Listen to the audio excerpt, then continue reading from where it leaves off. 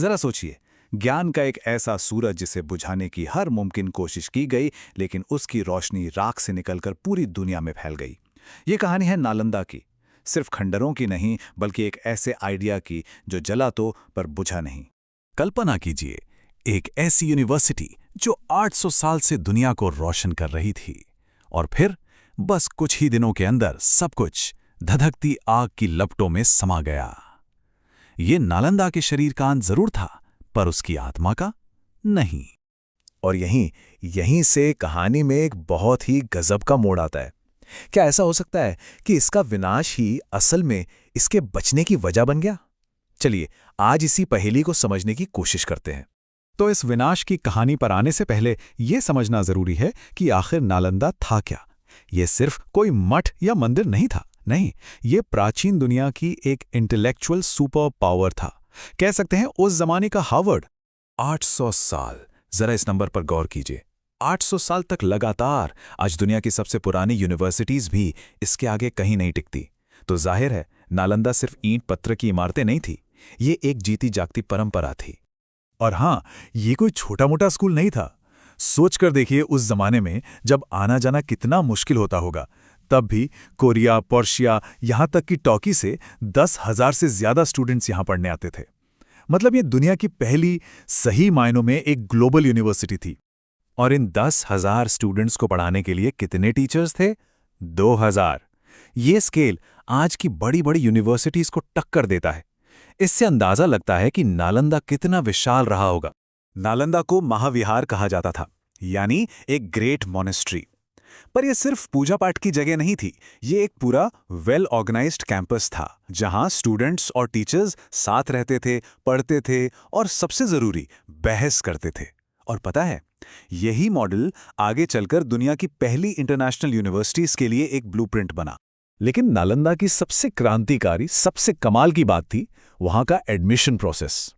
सोचिए, वहां एडमिशन इस बात पर नहीं मिलता था कि कोई किस खानदान से है या कितना अमीर है। नहीं, एडमिशन मिलता था दिमाग के दम पर। गेट पर ही संस्कृत और फिलॉसफी के मुश्किल सवालों का सामना करना पड़ता था। और कहते हैं कि 10 में से सिर्फ 1 या 2 लोग ही अंदर जा पाते थे। उस जमाने के हिसाब से यह सोचिए क्रांति थी। अच्छा, तो यहां पढ़ाया क्या जाता था? क्या सिर्फ बौद्ध धर्म की बातें? बिल्कुल नहीं। यहां फिलॉसफी थी तो लॉजिक भी था, संस्कृत ग्रामर थी तो मेडिसिन यानी आयुर्वेद भी था, मैथमेटिक्स और एस्ट्रोनॉमी के साथ साथ आर्ट्स और स्कल्पचर भी। मतलब ये एक पूरी तरह से मल्टी डिसिप्लिनरी यूनिवर्सिटी थी, जो आज से 1500 साल पहले वो कर रही थी, जिसकी बात हम आज करते हैं। और यहां सिखाने का तरीका भी कमाल का था। इसका जो कोर मेथड था उसे कहते थे शास्त्र, यानी फॉर्मल पब्लिक डिबेट। रट्टा मारने पर जोर नहीं था, जोर था लॉजिक पर, तर्क पर। स्टूडेंट्स को सबके सामने अपने आइडियाज को डिफेंड करना पड़ता था, तीखे सवालों का जवाब देना पड़ता था। इसी से उनकी सोच में धार आती थी। इसीलिए तो इसे प्राचीन दुनिया की सबसे बड़ी इंटेलेक्चुअल लैब भी कहा गया है। एक ऐसी लैब जहां एंट्री के लिए आपकी मेरिट ही टिकट थी, और अंदर काम करने का तरीका था बहस और सिर्फ बहस। हर रोज नए नए आइडियाज जन्म लेते थे और उन्हें तर्क की आग में तपाया जाता था। लेकिन इतना महान संस्थान, इतनी शानदार विरासत हमेशा कायम नहीं रह सके। धीरे धीरे इस चमकते सूरज पर ग्रहण के बादल मंडराने लगे, और फिर आया वो विनाशकारी अंत। ये टाइमलाइन नालंदा की पूरी कहानी बयां करती है। देखिए, 5वीं सदी में गुप्त साम्राज्य के राजा कुमारगुप्त प्रथम ने इसकी नींव रखी। फिर 8वीं से 12वीं सदी के बीच पाल राजाओं के दौर में ये अपनी बुलंदी पर पहुंचा, और फिर 1193 में तुर्की जनरल मोहम्मद बिन बख्तियार खिलजी के हमले ने सब कुछ खत्म कर दिया। लेकिन ये समझना जरूरी है कि वो आखिरी हमला ही अकेली वजह नहीं था। उस आग के लगने से पहले ही नालंदा की दीवारें अंदर से कमजोर हो रही थी। एक तरफ तो पॉलिटिकल माहौल बदल रहा था, राजाओं से मिलने वाली मदद और पैसा कम होने लगा था, और दूसरी तरफ उत्तर भारत पर बाहरी हमलों का खतरा लगातार बढ़ रहा था।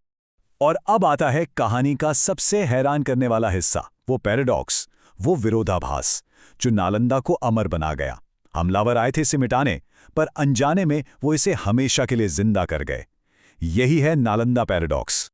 देखिए, हमला करने वालों का मकसद क्या था? सिंपल। नालंदा की लाइब्रेरी जला दो, विद्वानों को खत्म कर दो तो ज्ञान अपने आप मिट जाएगा। पर हुआ क्या? ठीक इसका उल्टा। उन्होंने इमारतें जला दी, किताबें राख कर दी, लेकिन वो उन चलती फिरती लाइब्रेरियों को नहीं जला पाए, यानी उन भिक्षुओं को जिनके दिमाग में पूरा का पूरा नालंदा महफूज था। तो हुआ ये कि जब आग लगी तो जो भिक्षु बच निकले वो सिर्फ अपनी जान बचाकर नहीं भागे, वो अपने साथ ले भागे ज्ञान का अनमोल खजाना, यानी हजारों पांडुलिपियां। ये लोग तिब्बत पहुंचे, चीन गए, साउथ ईस्ट एशिया तक गए और वहां जाकर इन ग्रंथों का ट्रांसलेशन हुआ और नालंदा की बौद्धिक परंपरा को एक नया घर मिल गया। तो कह सकते हैं कि 1193 में जो आग लगी थी उसने इमारतों को तो जलाया, लेकिन ज्ञान की जो आग थी वो बुझी नहीं, बल्कि और फैल गई। उन भिक्षुओं के साथ, उन पांडुलिपियों के साथ वो पूरी दुनिया में फैल गई। तो चलिए अब कहानी के आखिरी हिस्से में चलते हैं और देखते हैं कि कैसे नालंदा की वो लौ जो कभी बुझी नहीं, आज की दुनिया में भी रोशनी दे रही है। ये टाइमलाइन उस 800 साल के गैप को भरती है। 1193 में नालंदा तबाह हुआ, ज्ञान बिखर गया। फिर 1200 के आसपास तिब्बत के मठों ने नालंदा के पढ़ाने और बहस करने के तरीकों को अपना लिया। सदियां बीती और फिर 1951 में उन्हीं खंडहरों के पास नव नालंदा महाविहार बना और 2010 में एक मॉडर्न इंटरनेशनल नालंदा यूनिवर्सिटी की भी स्थापना हुई। मतलब लौ जलती रही। और ये नालंदा की सबसे जीती जागती विरासत है। आज भी सोचिए, 800 से ज्यादा साल बाद भी तिब्बत के ड्रेपुंग और सेरा जैसे बड़े बड़े मठों में बौद्ध भिक्षु ठीक उसी तरह, उसी स्टाइल में बहस करते हैं जैसा कभी नालंदा में हुआ करता था। जगह बदल गई, जमाना बदल गया, पर वो परंपरा वो आज भी जिंदा है। और आज सिर्फ हम ही नहीं, पूरी दुनिया नालंदा की इस विरासत को मानती है। 2016 में यूनेस्को ने इसे आउटस्टैंडिंग यूनिवर्सल वैल्यू का दर्जा दिया।